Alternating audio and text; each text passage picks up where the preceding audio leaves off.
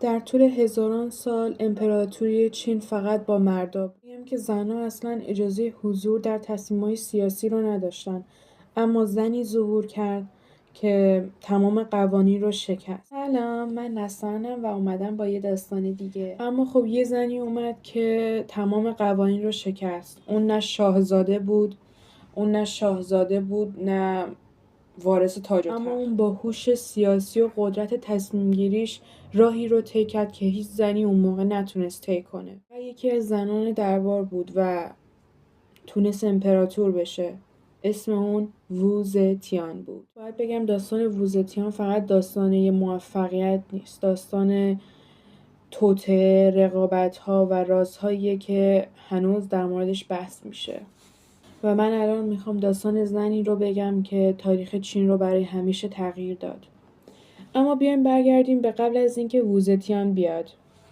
ووزتیان در سال 624 میلادی در دوران سلسله تانگ به دنیا آمد و سلسله تانگ اون موقع یکی از باشکوه ترین دوره‌های تاریخ چین بود. در اون زمان چین از نظر اقتصاد، فرهنگ، هنر و قدرت نظامی به یکی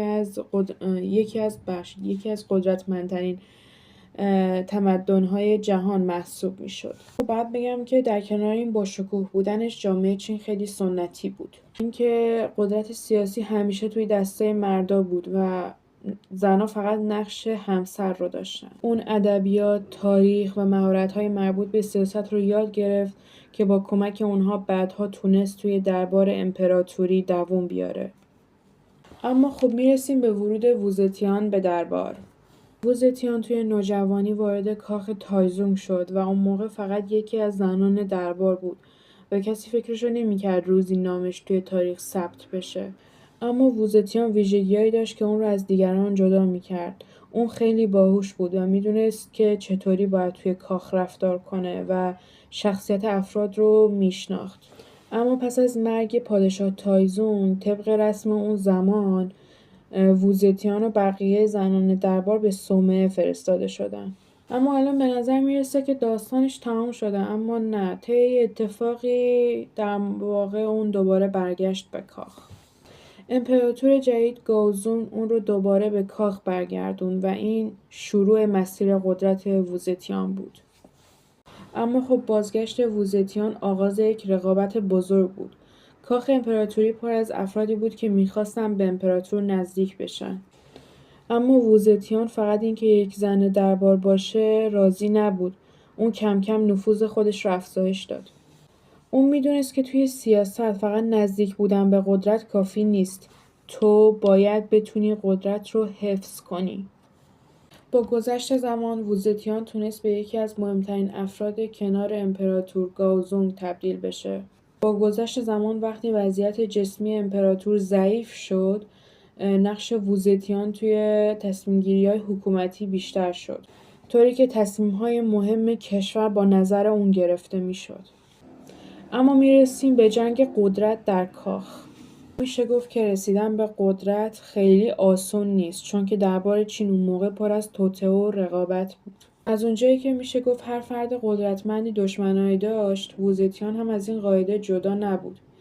در واقع اون با مخالفان زیادی روبرو شد و اونا معتقد بودن که یه زن نباید همچین نفوذی داشته باشه و اینطور شد که ووزتیان برای حفظ جایگاهش تصمیم‌های سختی گرفت. برخی منابع میگن که اون یه فرد بیرحم شد و در واقع مخالفاشو حذف کرد. اما خب بعضی دیگه میگن که دشمنانش داستان‌های منفی در موردش نوشتن. اما واقعیت هر چی باشه یه چیزی مشخصه، ووزتیان تونست توی یه محیط سیاسی خطرناک زنده بمونه. میرسیم به لحظه‌ای که یه زن امپراتور شد. پس از سالها افزایش نفوذ، ووزتیان در سال 690 میلادی تصمیم گرفت بر چین حکومت کنه. اون سلسله جدیدی به نام ژو تأسیس کرد. میشه گفت که این اتفاق بی سابقه بود، چون یه زن دیگه فقط یه همسر نبود، بلکه روی تخت سلطنت نشست، جایگاهی که قرنها فقط برای مردا بود. میرسیم به دوران حکومت ووزتیان. حکومت ووزتیان فقط با جنگ قدرت تعریف نمیشه. توی دوران حکومتش اصلاحاتی انجام شد که تأثیر زیادی روی چین گذاشت. اون تلاش کرد افراد شایسته رو وارد حکومت بکنه و قدرت خانواده اشرافی رو کاهش بده.